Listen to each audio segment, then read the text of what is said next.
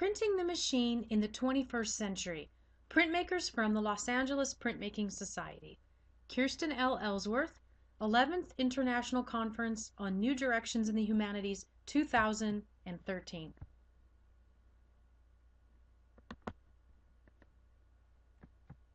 Printmakers have embraced the machine or mechanized reproducible processes of creation in varying forms from the earliest to contemporary times. Because they often work with the press, printmakers have an ability to communicate widely their visions through multiples. The machine world of printmaking is of course intricately nuanced, vested in the handmade, the personal, and not limited to the fact of the printing press. However, printmaking is circumscribed by relationships with mechanical reproduction and incorporation of a wide array of technologies associated with the machine, chemicals, processes, and so forth. When the Los Angeles Printmaking Society mounted the group exhibition Man, Machine, and Nature from Detroit to LA in 2012 through 2013, participating printmakers presented a body of work situated within a unique cultural studies context, namely that moment when the artists apply the same processes that serve as their subject.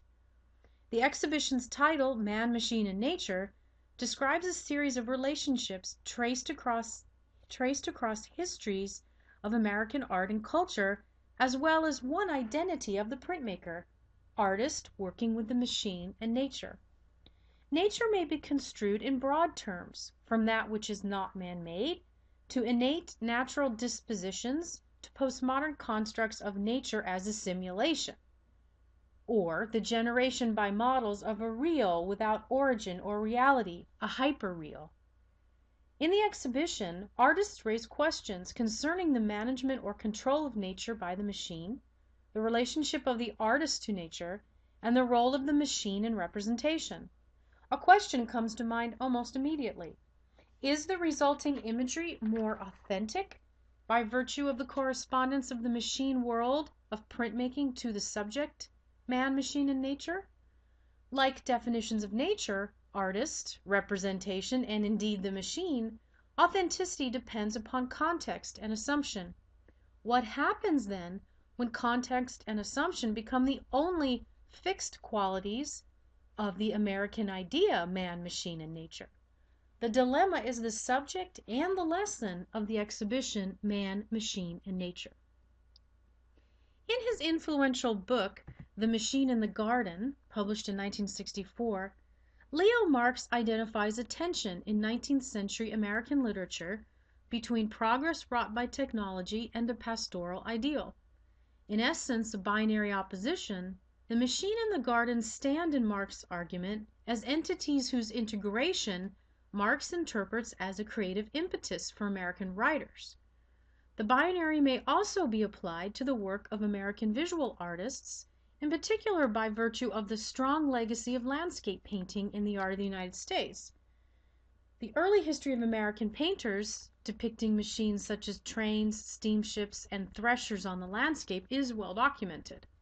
At the same time, printmakers were also rendering images of the machine on the American landscape in the form of engravings, often of famous landscape paintings, woodcuts, and others.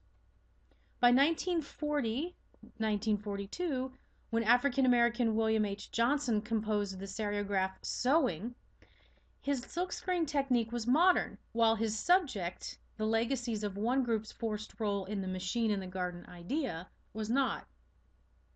Marx's machine and the garden binary often yokes together visual tokens of the garden, the machine, and technology, whose immediacies are deadened by the drive to turn them into symbols for permanently opposed ideals.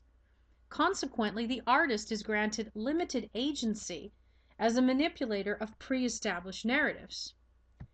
Bob Tomalilo's lithograph Jungle Printer from the exhibition Man, Machine, and Nature challenges the model within a richly executed machine in the garden environment focused upon the livened relationship between printer and printed.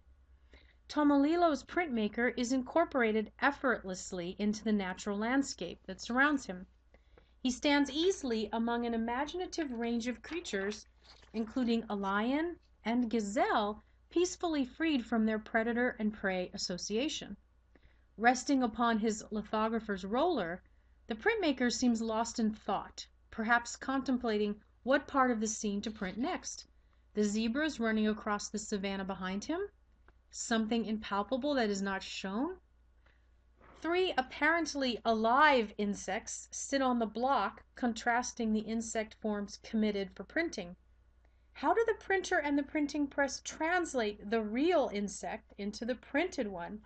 And indeed, what are the distinctions between natural and artificial in the art-making process? At every turn, Tomalilo's garden is a place in which oppositions between man, machine, and nature are less important than the power that brings forth visually the generative relationships among them.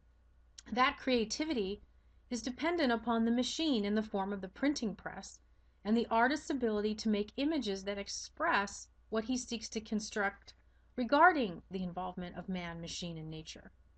Yet composing and printing one image of nature, one image of man and machine, is an act of representation that does not necessarily presuppose the presence of a pure form in the way of Platonic thinking, for example. To argue that Tomalilo's jungle printer is a machine in the garden image, not invested in the expression of a standard machine in the garden image, is another way of asserting the fluid nature of representation. Whether the postmodern concept of the hyperreal that proposes belief in the creation of models without origin or reality is the next step in the question of representation is debatable.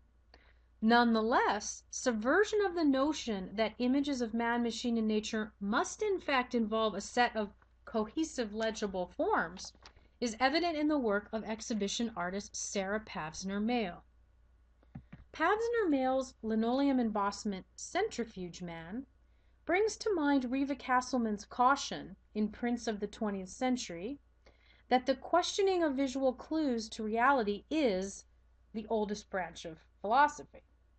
The title of the print points the viewer toward the subjects of centrifuge and man, but with the exception of the darker human-like form and the hand in the lower right, the image relies largely upon abstraction.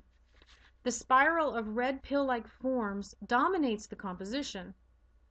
The motion suggested by the pills could indicate the speed of a rotating centrifuge. However, such a reading insists upon a literal application of the print's title, when what Castleman terms the process of decoding visual clues to reality in abstraction is far more destabilized. What leads us to accept that the human form looks a certain way and the machine another? If visual semantics align the black form in Pavsner-Mayle's print with the human, must the rest of the imagery connotate the machine or that which is not human? Centrifuge Man confounds easy understandings of what constitutes man, machine, and nature through the use of abstraction. The visual challenge leads to a questioning of the structure of power relations among the triad as well. For example, one use of the centrifuge is for the separation of different components of blood. In the separation process, the centrifuge deconstructs the substance of organic matter, giving rise to a certain symbiosis between man, machine, and nature. In this context, the machine is the catalyst for comprehending the nature of the human body, thereby requiring us to reconsider an intrinsic enmity between man and machine. In the 18th century, artist Joseph Wright of Derby painted scenes of individuals awed by the marvel of scientific machines and experiments used to explain the natural world. Many of Wright's paintings were printed as mezzotints for serial distribution. Enlightenment views such as Wright's presented the machine as a tool securely under humanity's control. An expression of the 21st century centrifuge man is ambiguous in terms of adhering to a hierarchical structure, positing the machine as subordinate to human. When the imagery of contemporary bioconcentration is introduced, power relations among man, machine, and nature become irretrievably indeterminate. In her artist's statement from the exhibition, Michelle Rosick explains the phenomenon of bioconcentration as follows. Bioconcentration occurs as organisms absorb contaminants from their surroundings, accumulating a higher dose than what is present in the environment. In Rosick's screen print titled Bioconcentration, discarded rubber tires roll across the bottom of Lake Michigan, where they emit pollutants absorbed by the water and aquatic life. Lake Michigan is under assault by bioconcentration and thus transformed from a natural body of water to a toxic entity, supporting and eventually overrun by the detritus of America's favorite machine, the automobile, bred, ironically, in Michigan. To return to Leo Marx, the garden has absorbed the machine, now to the detriment of humanity and nature alike. Bioconcentration tells not only of the dubious impact of progress, but of nature's tragic capacity for adaptation. Here to machines with their attendant chemicals, inorganic compounds, and other byproducts.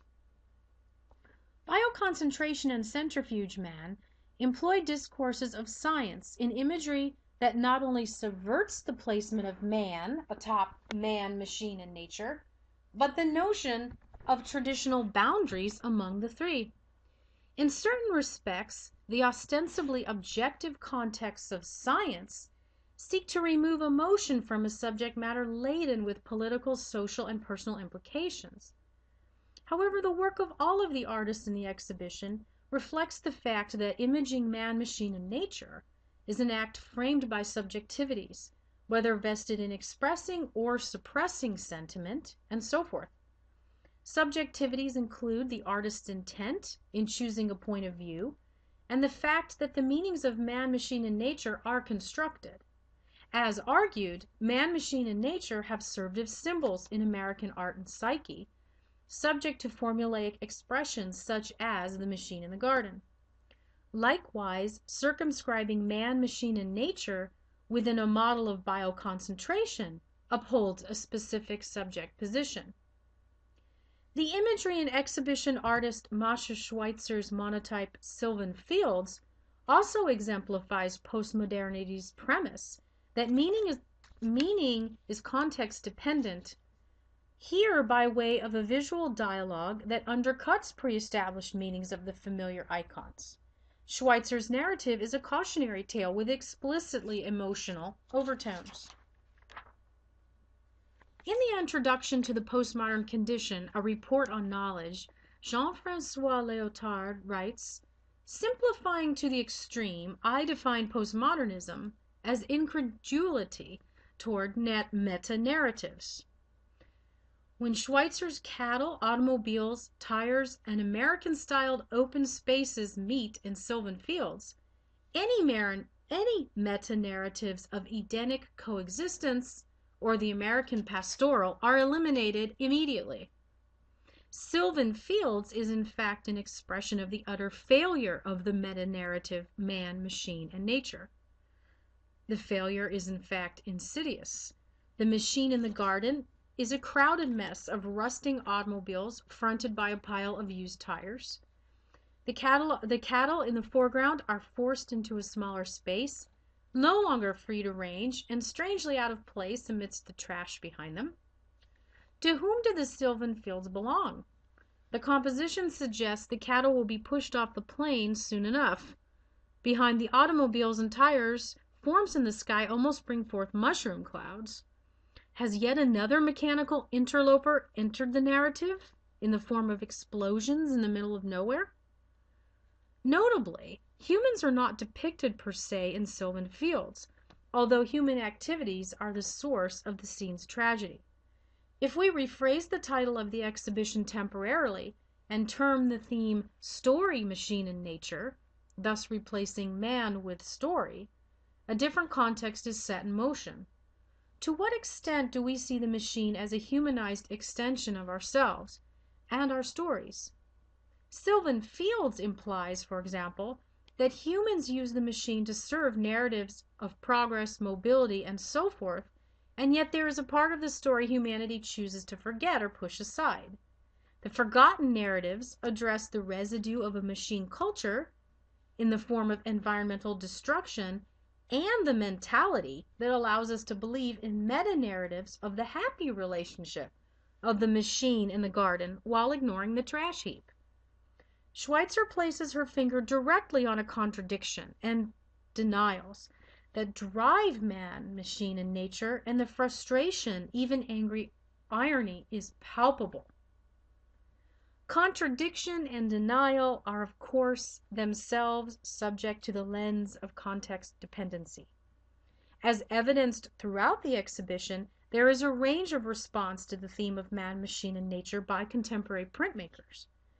The fact of variety does not mean lack of a diagnostic or investigative point of view, however.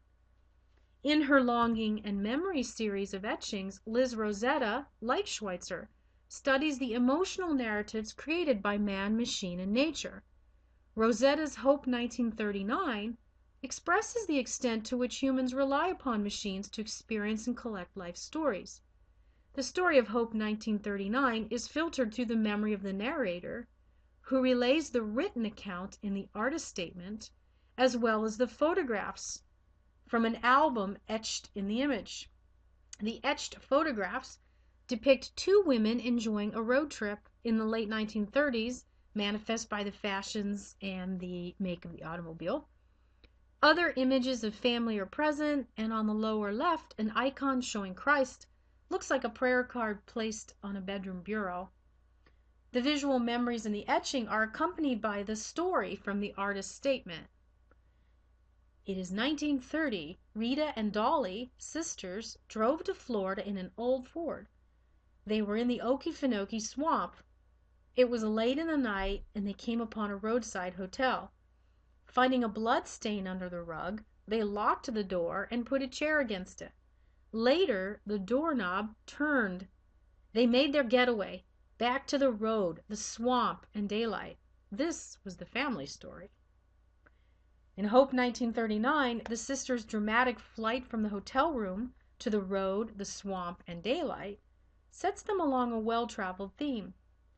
Whatever happened to Rita and Dolly on their trip to Florida is not only family lore shared and enhanced over time. The story is told through a framework that is ubiquitous.